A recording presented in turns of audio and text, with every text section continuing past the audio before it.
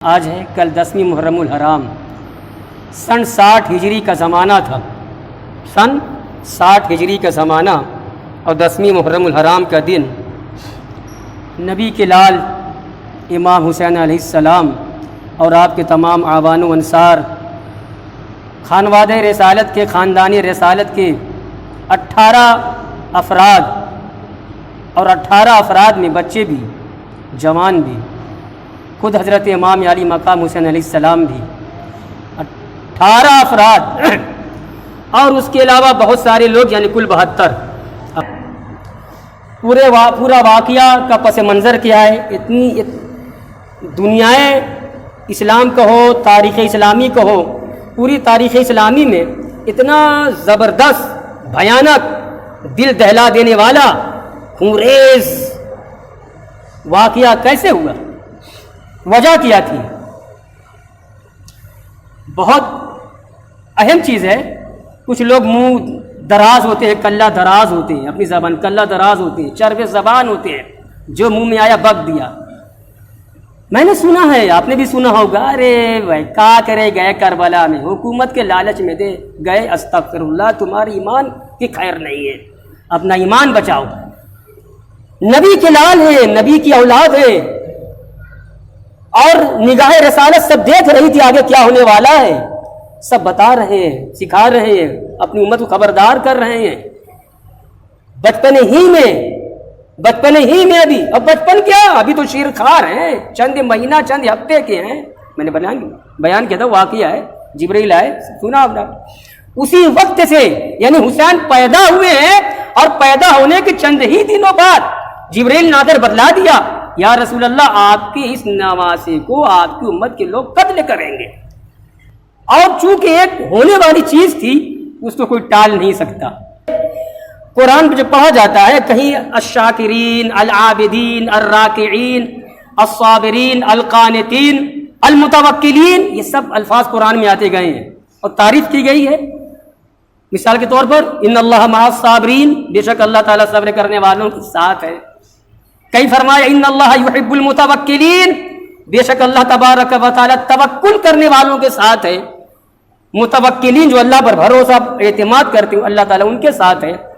کہیں ہے کہ وَسَنَجْزِي اللَّهُ الشَّاكِرِينَ، وَسَيَجْزِي اللَّهُ الشَّاكِرِينَ، اللہ تعالیٰ ان قریب شاکرین کو، شکر کرنے والوں کو بہتر بدلہ عطا کرے گا۔ اس طریقے کی آیتیں ہیں، شاکرین، عابدین، راکعین، متوکلین، صابرین، ذاکرین، یہ سب الگ الگ درجات ہیں، یہ سب الگ الگ درجات ہیں۔ امام حسین علیہ السلام کو خود معلوم تھا کہ ہم جب وہ بڑے ہوئے، سن و شعور کو پہنچے، جس عمر میں بچے باتیں سن کر کے کیچ کرتے ہیں، اخذ کرتے ہیں، اور ان کو یاد رہتا ہے کہ ابا نے ایسے کہا، نانا نے ایسے کہا، دادا نے ایسے کہا، جب اس وقت ان کی عمر ہوئی امام علی مقام کی، اور ساری باتیں جب گاہے بگاہے سن رہے تھے، اپنے نانا جان سے سن رہے تھے، تو سب یاد رہا۔ اب دیکھیے، میں نے کہا نا کہ خدا کی طرف سے جو طے ہے، مقدر ہے، وہی تقدیر ہے، ولی تقدیر دیکھتا ہے، اور یہ دکھانے والا خود رب ہوتا ہے۔ اور بخاری کی روایت کا مطلب یہی جہاں کہا گیا ہے، بخاری کی روایت ہے نا، حضور فرماتے ہیں، اللہ پاک فرماتا ہے کہ جب میرا بندہ میرا ہو جاتا ہے، جب کوئی بندہ میرا ہو جاتا ہے، پیر اس کا ہوتا ہے، چلنا میرا ہوتا ہے۔ جب میرا بندہ کوئی حقیقی ہو جاتا ہے تو زبان اس کی ہوتی ہے، بول میرا ہوتا ہے۔ جب بندہ میرا ہو جاتا ہے تو اس کی نقل و حرکت اس کے اعضاء سے ہوتی ہے، مگر وہ میری ہوا کرتی ہے۔ آگے ہے، جب بندہ مجھ سے قریب ہوتا ہے، ایک بالغ، میں اس سے ایک ہاتھ قریب ہو جاتا ہوں۔ جب وہ ایک ہاتھ قریب ہوتا ہے، میں ایک با، عربی میں با آیا ہے، میں ایک با، یہ ترجمہ ہوگا، 1.5 ہاتھ 2 ہاتھ قریب ہو جاتا ہوں۔ جب میرا بندہ کوئی مجھ سے عاجزی خاکساری انکساری کر کے میرا تقرب حاصل کرتا ہے، مجھ تک، میری بارگاہ تک چل کر کے آتا ہے، میں دوڑ کر کے اس کے پاس جاتا ہوں۔ اللہ چلنے کا محتاج نہیں ہے، دوڑنے کا محتاج نہیں، اس کو پیر ہاتھ نہیں، کان کچھ نہیں ہے، مگر یہ بتلایا گیا ہے۔ یہ حدیث قدسی جو بخاری میں آئی ہے، اس کا مفہوم صرف ایک جملہ ہے، اس کی تشریح صرف ایک جملہ ہے کہ جو بندہ واقعی خدا کا ہو جاتا ہے، خدا اس کا ہو جاتا ہے، خدا اس کا ہو جاتا ہے۔ سمجھا یہ رہا ہوں کہ جب کسی بندے خدا ہو جائے تو خدا اس کو کیا کیا سیر کرائے، کیا کیا دکھائے، کیا کیا اس کو انعامات سے نوازے، کیسا اس کو روحانی ارتقاء عطا کرے، یہ اللہ ہی جانتا ہے، یہ اللہ ہی جانتا ہے، اور پانے والا کچھ جانتا ہے جو ولی ہوتا ہے۔ حضرت امام علی مقام جانتے تھے کہ جو فیصلہ الہی ہو چکا ہے، اگر میں دعا کر بھی دوں گا، اگر مولک ہے تو، اور خدا بدل بھی دے گا تو میرے امتحان میں میری کامیابی نہیں ہوگی۔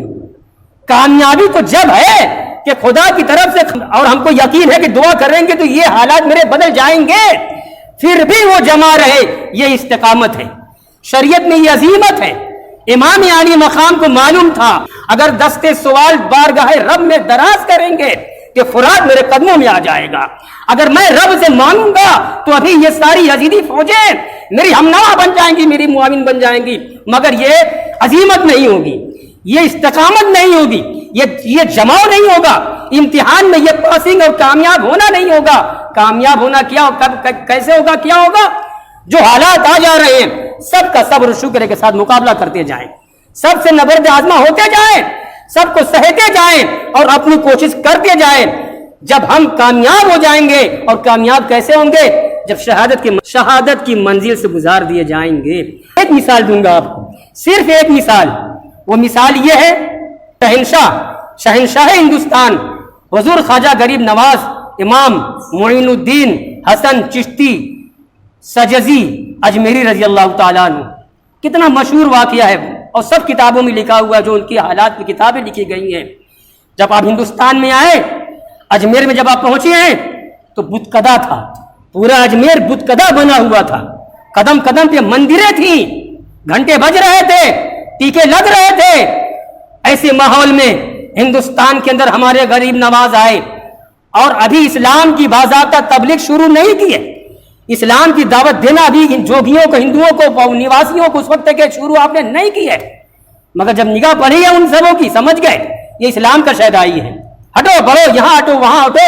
انا ساگر کے پاس جب کنارے جا کے قافلہ، اور قافلہ بہت لمبا تھوڑے تھا، آپ تھے، آپ کے چند مریدین خاص تھے، آپ پر جان چھڑکنے والے آپ کے مریدین تھے، انا ساگر کے قریب گئے، پڑاؤ کیا، پانی نہیں لے سکتے، اس کا پانی بھی نہیں لے سکتے، اب وضو کرنا ہے، اسلام میں وضو ہے، نماز کی ہر نماز سے پہلے وضو کرو، وضو بھی کی اجازت نہیں ہے، پینے کا پانی بھی انا ساگر سے نہیں لے سکتے۔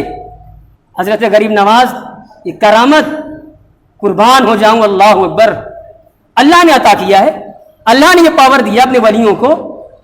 بخاری کی روایت سے میں نے سمجھایا، جو بندہ خدا کا ہو جاتا خدا اس کا ہو جاتا ہے۔ اشارہ کیا ہے نا ساگر کو، وہ فقیر کا جو کاسا جو ہوتا ہے اس میں آ جاتا ہے، عقل قبول نہیں کر رہی ہے، عقل میں بات نہیں آ رہی ہے، اتنا بڑا انا ساگر، ہزاروں کلو لیٹر اس میں پانی، وہ ایک کٹورے میں کیسے آ جائے گا؟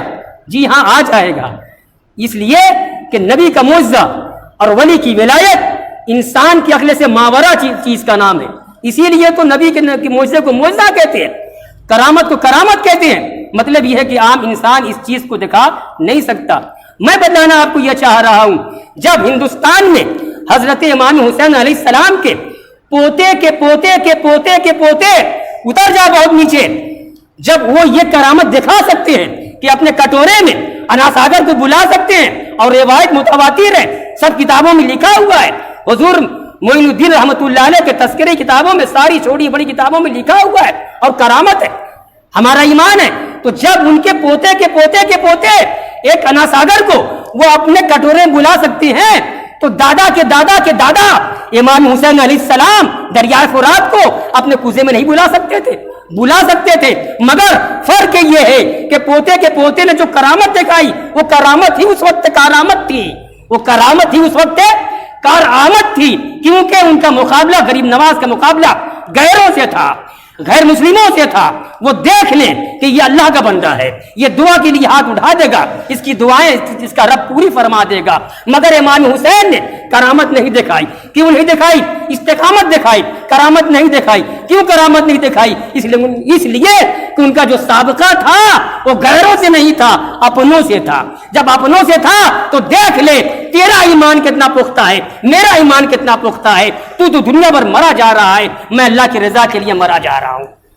یہ کیا ہے امام حسین علیہ السلام نے، شریعت پر عمل کرنے کی دو کوالٹی، شریعت پر عمل کرنے کی دو قسم، دو صورت، دو کوالٹی، دو نوع. وہ کیا؟ ایک ہے استقامت، اسی کو کہتے ہیں عزیمت، اور ایک ہے رخصت. مثال کے طور پر سب سے ادنا مثال اس کی یہ ہے، عصر کا وقت، ہم نے عصر کی نماز کا وقت ہوا، ہم نے نمازی جو بھی ہے، کسی نمازی نے وضو کر لیا، وضو کرنے کے بعد نماز عصر پڑھ لی. اس کے بعد عصر کے بعد مغرب کا جو وقت ہوتا ہے، درمیان میں کتنا فاصلہ ہوتا ہے؟ 1.5 گھنٹہ لم سم. 1.5 گھنٹہ اس نے وضو بچا کے رکھا. مغرب کا وقت آ گیا، وضو تو اس کا ہے، وضو اس کا اگلے کا ہے، تو رخصت یہ ہے کہ وضو نہ کرے، اس کا پہلے ہی سے وضو ہے، وضو وہ نہ کرے. اور استقامت یہ ہے، عزیمت یہ ہے، اور فضیلت یہ ہے کہ اگرچہ اس کا وضو ہے مگر وضو کر لے، اگرچہ اس کا وضو ہے مگر پھر بھی وضو کر لے. یہ ادنا مثال میں نے آپ کو دی ہے. اور آگے بڑھو، خود عرب کے ماحول میں آؤ، اور امام علی مقام کا جو زمانہ تھا اس دور میں آیا جائے. صحابہ کرام تھے نا بھائی، سب تھوڑے چلے گئے دنیا سے. حضور کے وصال کے بعد میدان کربلا کا جو واقعہ ہوا ہے، تو وہ ایک زمانہ گزر گیا، 30 سال 40 سال لم سم 40. تو کہنا یہ چاہ رہا ہوں کہ سارے صحابہ کرام تھوڑے دنیا سے روانہ ہو گئے، تو رخصت ہو گئے تھے، اللہ کے پیارے ہو گئے تھے. ہاں، بہت سے گئے بھی تھے، بہت سے بچے بھی تھے، بہت سے لوگ بچے تھے. اور تابعین کا دور شباب تھا، تابعین صحابہ کی اولاد، ان کا دور شباب تھا. تو رخصت اور عزیمت کی مثال میں یہ دینا چاہ رہا ہوں، جب کوئی اسلامی امارت و خلافت کا امیر جبرن و قہرن و سیفن، یعنی تلوار کے زور پر اگر کسی اسلامی کنٹری کا، اسلامی حکومت کا اگر کوئی خلیفہ طاقت کے بل پر بنا دیا جائے نااہل کو، تو فتویٰ یہ ہے، مسئلہ یہ ہے، شریعت کا قانون یہ ہے کہ اگر سارے مسلمان عوام اٹھ کھڑی ہو کہ یہ نااہل ہے، ہم اس کو خلیفہ تسلیم نہیں کریں گے، تبھی اٹھنا، ورنہ اگر چند لوگ اٹھو گے تو مارے جاؤ گے. اس لیے نہ چاہتے ہوئے بھی ظاہر طور سے ٹھیک ہے، جب سب نے مان لیا تو ہم نے مان لیا، جب سب نے مان لیا ہم نے مان لیا. یہ رخصت ہے، یہ ایک رخصت شریعت نے ہمیں آزادی دی ہے کہ اپنی جان کو ہلاکت میں مت ڈالو. مگر اس کے باوجود اگر تم شہید ہونا چاہتے ہو، اگرچہ تمہاری طاقت و قوت کم ہے، تمہارے پاس افراد کی کمی ہے، قلت ہے، مگر تم کو گلے لگانا ہے، تم شائق ہو کہ ٹھیک ہے میاں ہم کم ہی صحیح مگر آواز اٹھائیں گے، اس نااہل کو خلیفہ نہیں مانیں گے، اور تمہارے جاؤ گے تو شہید ہو جاؤ گے نا، شہید ہوگے. امام علی تو یہ استقامت ہے، یہی استقامت ہے، یہی عزیمت ہے. ڈٹے رہے، جمے رہے، نہیں مانیں گے ہم اس کو، یہ خلیفہ وقت کے قابل نہیں ہے. اسلامی خلافت کے اندر اسلامی جو خلیفہ ہونا چاہیے اس کی یہ شرائط ہے، وہ پاک دامن ہو، وہ پاک باز ہو، وہ متقی ہو، پرہیزگار ہو، وہ نمازی ہو، وہ دین کے احکامات کی تبلیغ کرنے والا ہو. یہ کوئی جو میں نے ابھی بات کہی آپ کو سامنے، کون سی شرط یزید کے اندر تھی؟ دنیا جانتی ہے، سب کتابوں میں لکھا ہوا ہے. یزید بے نمازی تھا، یزید بے حیا تھا، یزید اپنی بہن بیٹیوں سے منہ کالا کرنے والا تھا، یزید نمازوں کو چھوڑ کر جنگل میں جا کر شکار کرنے والا تھا، یزید بھالو بندر نچانے والا تھا. جو مسلمان صرف نام کا مسلمان ہو، اعمال سے دور ہو، نماز سے دور ہو، تقوی سے دور ہو، ارے وہ اپنے علاقے کا ذمہ دار ہو ہی نہیں سکتا، اسلامی خلافت کی منصب پر کیسے فائز کیا جائے گا؟ تو امام علی مقام کی ذات وہ ذات تھی کہ ان کے اندر ان کا جو معیار تھا، ان کا جو تقویٰ تھا، وہ نبی کی گود سے انہوں نے لیا تھا. نبی نے اپنی گود میں پالا تھا، ان کو سنوارا تھا، ان کو بنایا تھا، ان کو سکھایا تھا، ان کو اس لائق بنایا تھا کہ ان کے مقابلے میں ایک یزید نہیں بلکہ یزید جیسے لاکھوں افراد بھی چلے آتے، امام علی مقام کے آگے سب زیرو صفر ہوتے. امام علی مقام نے جو مظاہرہ کیا ہے وہ استقامت کا مظاہرہ کیا ہے، وہ عزیمت کا مظاہرہ کیا ہے. تو جن لوگوں نے یزید کو طاقت کے بل بوتے हुकूमत का फरमारवा मान लिया और उन्होंने रुखसत पर अमल किया। इमाम अली मकाम ने कहा नहीं मानेंगे और नहीं माने, उन्होंने अजीमत पर अमल किया। ना उन्होंने गलत किया ना इन्होंने गलत किया। गलत किसने किया? उसने किया जो ताकत और सैफ तलवार के जोर पर आकर के बंदर की तरह छलांग लगा के इस्लामी खिलाफत की कुर्सी पर बैठ गया है, वो गासिब है, वो बेईमान है, वो इस लायक था ही नहीं, मगर फौज को हमनवा बना लिया, अफराद को अपना हमनवा बना लिया, ताकत का इस्तेमाल करके अवामी राय जो होती है वहां रुहुम शूरा बैनहुम कुरान कहता है। ये डिक्टेटरशिप जो है, आमिरियत, फिरौनियत, ये इस्लाम में मशवरा है।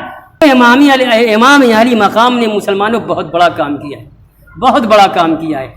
कोई ऐसी तारीख में कोई ऐसी शहादत मुसलमानों के अंदर बतला दीजिए कि भाई एक छोटा सा गज़वा या जिहाद या लड़ाई और उसमें एक दो नहीं, एक ही घर के 18 अफराद, और घर भी कोई मामूली नहीं, नबी का घराना। यही नबी के घराना के होने की वजह से इमाम अली मकाम की शहादत सबसे ऊंची शहादत है। अगर इमाम हुसैन हमारे आका के नवासे न होते तब ये सवाल उठता कि कोई कमाल नहीं है, हादसा था हो गया, मगर चूंकि नबी के परवरदे, नबी की आगोश के वो पाले थे, परवरदे आगोश रिसालत थे, अल्लाह के रसूल के वो तरबियत याफ्ता थे, और बार बार आपने उम्मत को जो खबरदार किया है, उम्मत को जो बतलाया है, यही तो था। हुसैन मिन्नी वाना मिन हुसैन, मैं हुसैन से हूँ, हुसैन मुझसे है। मतलब क्या था? जो मामला हुसैन के साथ करोगे ना, पर्दे के पीछे वो मामला मेरे साथ होगा।